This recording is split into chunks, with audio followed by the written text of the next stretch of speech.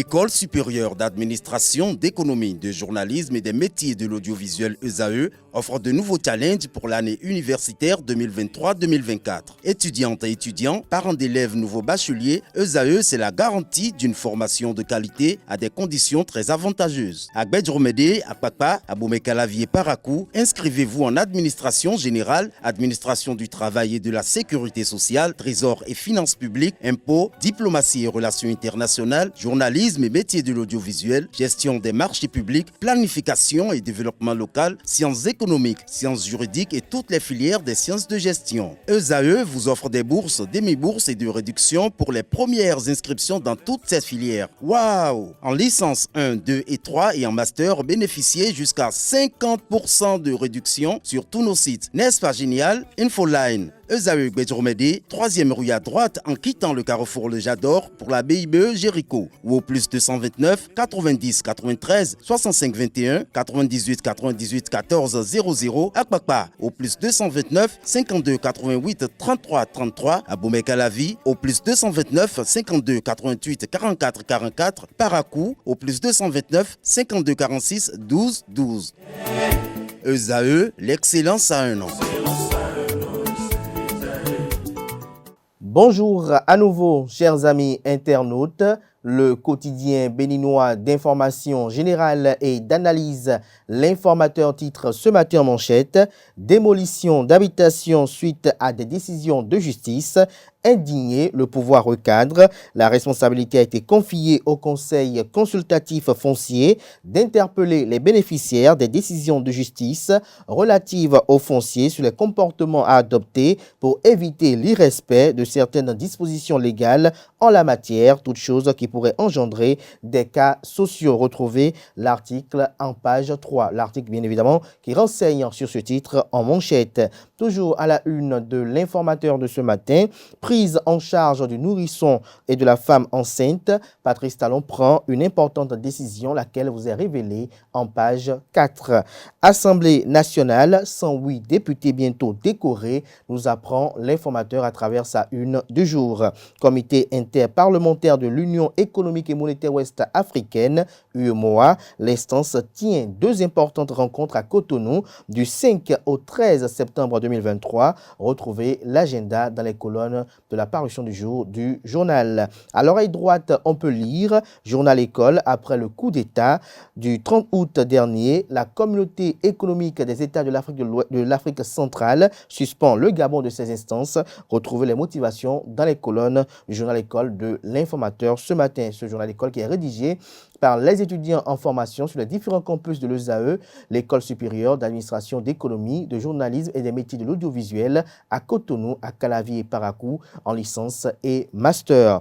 Le journal La Nation titre ce matin en manchette « Protection sanitaire et environnementale, les grands axes de la loi sur les produits et déchets chimiques », lesquels vous sont présentés en page 5. Toujours à la une du quotidien de service public ce matin, polémique autour du code QR sur des documents d'état civil, les clarifications du directeur général de l'ANIP, l'Agence nationale d'identification des personnes, lesquelles clarifications sont publiées en page 3. Plan national de contingence du Bénin, un nouveau format se dessine, nous apprend le quotidien de service public.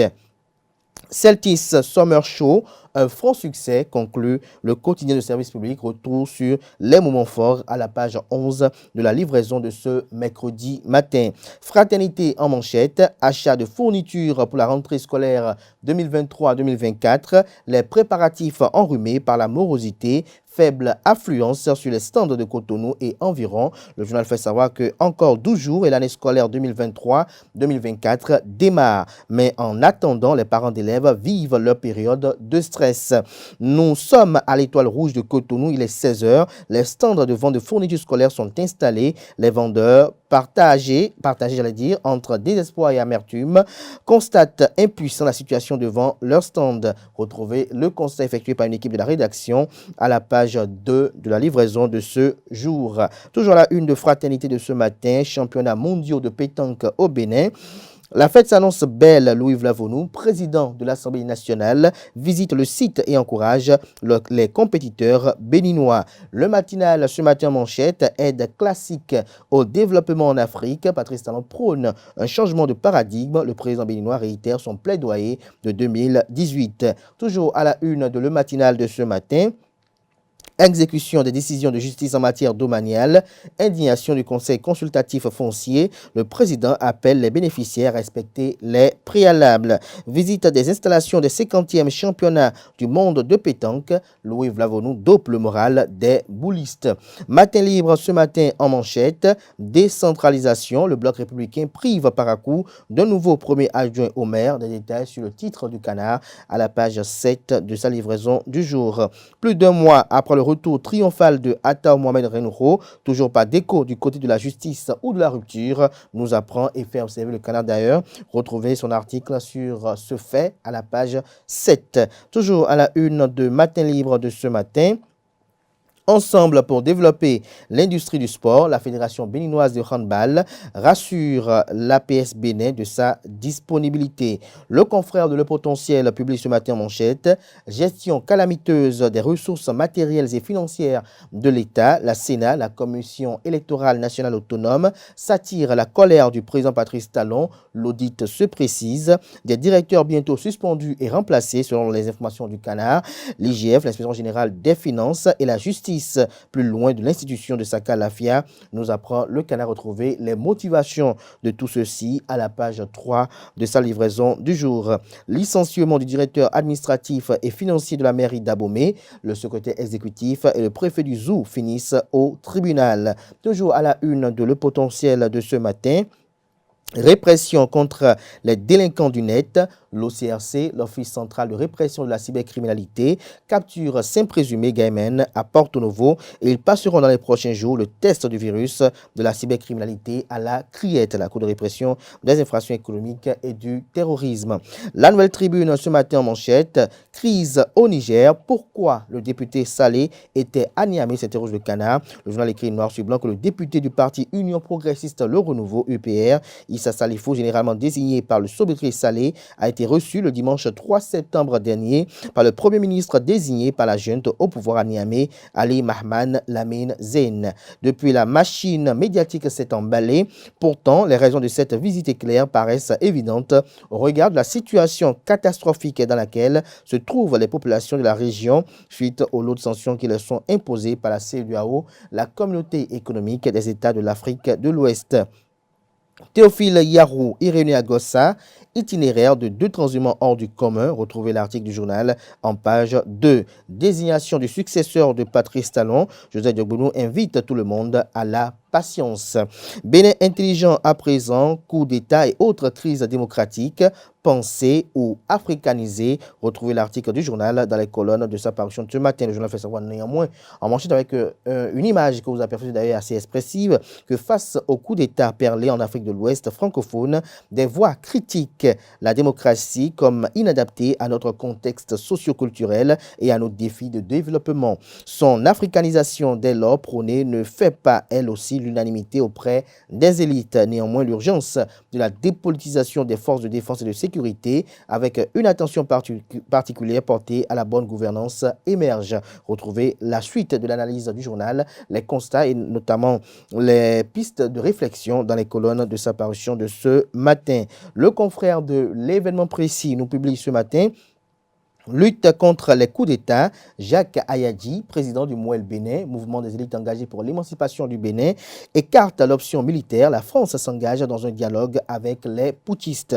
Le Canard fait savoir que sur la situation au Niger depuis 2020, l'Afrique de l'Ouest francophone est en proie avec les coups d'État militaires. Le 5e est celui du Niger, intervenu le 26 juillet dernier. Face à ce coup de force des hommes en uniforme, l'organisation sous-régionale CEDEAO s'est indignée de la prolifération de la pratique et menace de rétablir le président Bazoum déchu. Depuis cette annonce, le 30 juillet à Abuja, les voix ne cessent d'appeler à la résolution pacifique de cette crise. Le parti MOEL Bénin s'est également prononcé sur la question. Le samedi 2 septembre dernier, retrouvez l'opinion du parti de Jacques Ayadji à la page 5 de la page du matin du journal. Toujours à la une de l'événement précis de ce matin. Pour la réforme du système partisan, Mathias Onkpe fait des recommandations aux militants Mouel Bénin.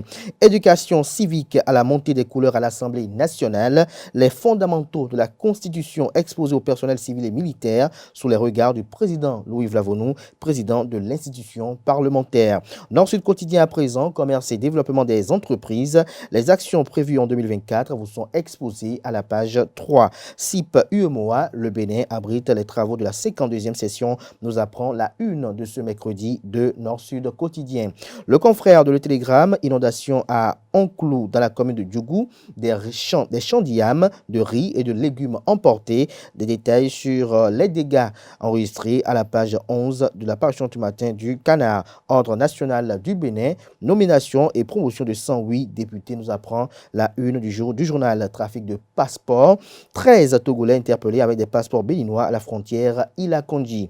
La primeur pour finir ce matin en manchette, c'est qu'en deuxième session ordinaire et deuxième session ordinaire du comité interparlementaire de l'UEMOA, le leadership éclairé du président Louis Vlavonou salué, toujours à la une du même Canard ce matin, commune de Parakou, un mort, 6 cas du virus Lassa déploré, toujours à la une du même Canard ce mercredi matin, prestation de serment du nouveau président du Gabon, le général Brice Clotaire Oligui offre un enterrement de première classe à l'ère Bongo. Ce sera tout pour la présentation de quelques titres parus ce jour dans la presse locale, notamment ce 6 septembre 2023. Les quotidiens sont disponibles dans les kiosques au prix de 300 francs CFA, de 500 francs CFA. Ils sont également accessibles en ligne pour ceux d'entre eux disposant d'un site internet. Place à présent au bulletin matinal d'information.